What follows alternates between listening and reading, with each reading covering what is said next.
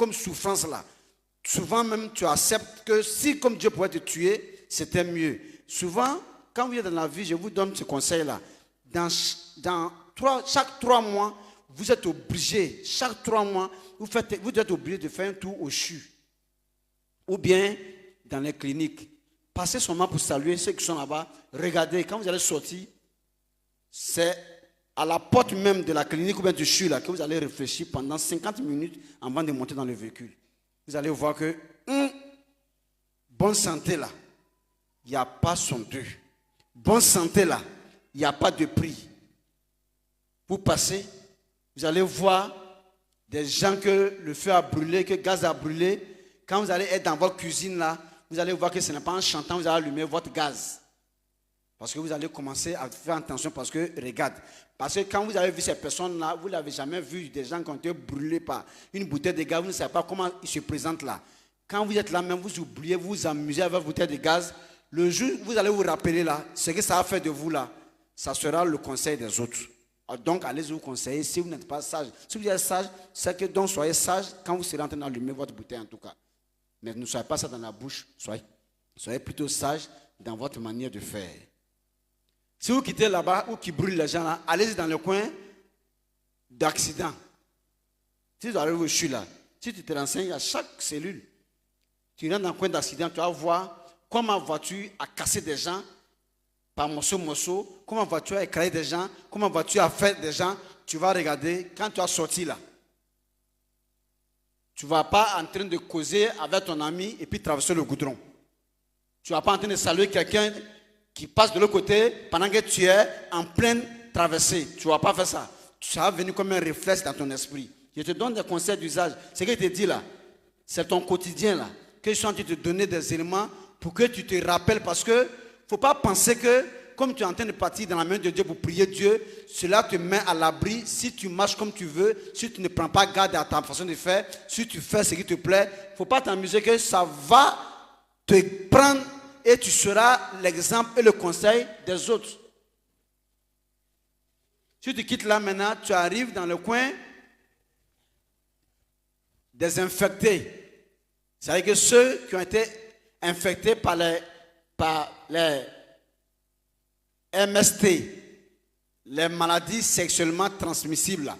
Tu arrives aussi dans les zones là-bas pour regarder comment ils sont couchés, comment ils sont en train de souffrir, comment ils ne peuvent plus être au dehors. Et qu'est-ce qui a été à la base? Le sexe. Quand tu as quitté là-bas, tu vas te conseiller. Moi, tu ne me payes pas à la fin du mois. Hein. Et ton jeton de panier là, ça ne peut pas s'occuper de moi à Bidjan ici. Mais je suis en train de te parler pour sauver ta vie. Si tu veux, tu écoutes, tu t'en vas faire. Si tu veux, tu écoutes et puis tu t'en vas rire.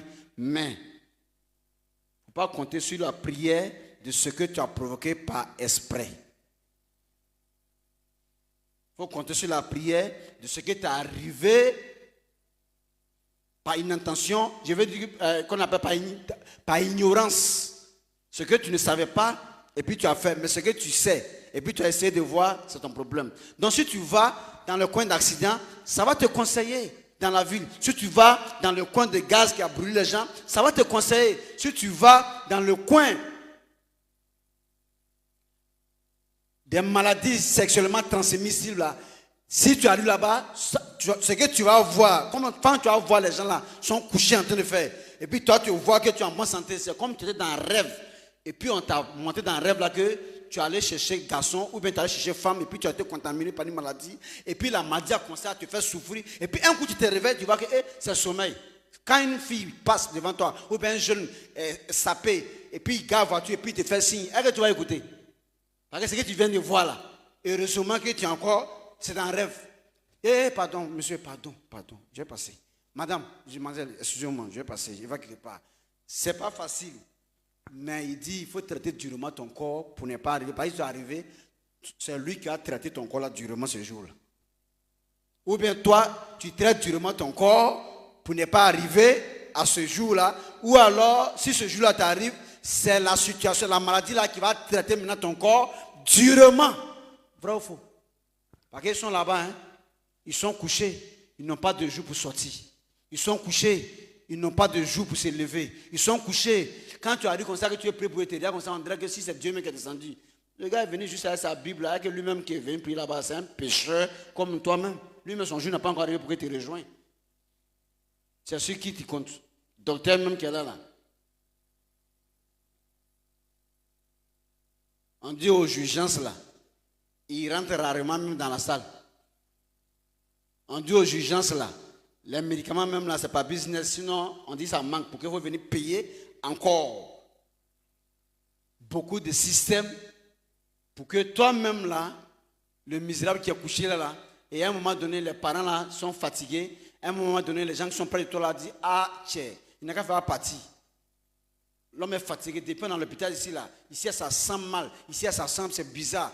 On est là comme ça, au-delà des choses, et il y a comment les gens là sont en train de mourir devant l'homme comme ça, à cause de, ah, tiens, il faut faire toi quitter maintenant.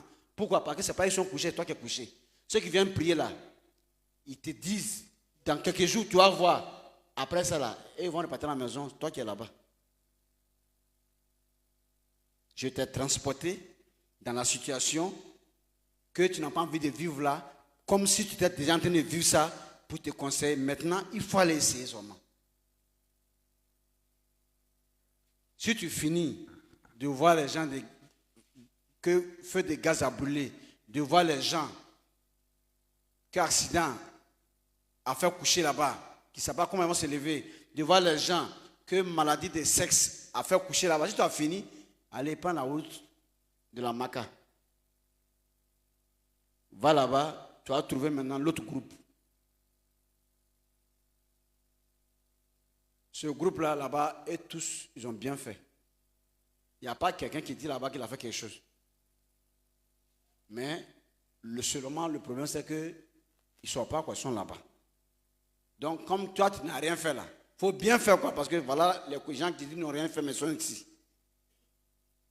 Maintenant, quand tu vas arriver, quand tu vas les voir, il faut regarder où ils sont couchés, il faut regarder comment ils mangent, il faut regarder comment ils sont devenus, il faut regarder leur corps, il faut regarder comment ils se lavent, il faut regarder comment leur morale est atteinte, il faut regarder les soucis qui sont en train de se multiplier sur eux, il faut regarder comment ils sont amis aux souris, aux cafards, ils sont amis à tout ce qui est, qu'on appelle ça là,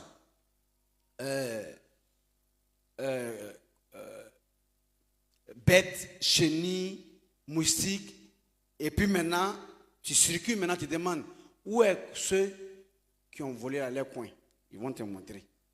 Tu vas savoir ce que tu aimes. D'après toi, tu as baissé pour faire comme ce n'est pas toi. Et puis tu es en train de prendre, et puis tu ne sais pas qui te voit là. Quand ils vont te prendre là, voilà où tu vas te trouver. Si tu as fini là-bas, il faut aller demander ceux qui sont venus ici par palabre. Ils vont te montrer ton gros cœur. Ton affaire que Jésus dit qu'il faut laisser tomber celui qui t'a giflé à gauche. Il faut pas donner, il faut donner à droite. Toi, tu as dit, toi, tu vas rendre là. Il faut aller voir là-bas ceux qui savent rendre là. Il y a un qui a rendu, Père des Jésus qu'on lui a donné, et puis lui qui lui a tapé là, lui il est tombé, il est mort. On dit, tu l'as tué. Il dit, mais c'est lui qui m'a tapé premier. On dit, oui, mais tu as tapé premier, il n'est pas mort. Toi, tu l'as tué. Hein? Toi, tu l'as tué. Je n'ai pas fait par esprit. On dit, tu l'as tué.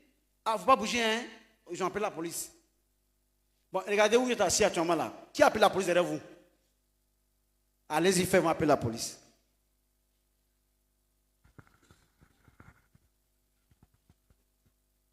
Allez-y, faites-moi appeler la police. Actuellement, il sait où? Quand tu es là, tu es parti faire des dépistage pour voir ton sang là, il y a quoi dedans. Mais il faut prier Dieu, il ne faut pas gagner la chance pour voyager. Hein. Pas forcer, ils vont fouiller ton sang hein, ce jour-là. Donc, mon frère, comme tu es en train de prier Dieu pour que Dieu te permette de réussir dans la vie là. Le gars là, il rit, il voit ça qu'on est mort. Il dit, ça y est, il rit, il dit, que j'ai tout fait pour trouver des choses qui vont faire qu'il va arrêter. Là, il voit qu'effectivement, lui veut voyager. Si c'est ça, vraiment, il va faire attention. Parce que si du coup, il t'a fait ton test et puis on te dit que tu as telle maladie, maintenant, lui va rentrer où? Donc, il voit que, tu n'as les premiers exemples, ça ne le moyen pas, quoi.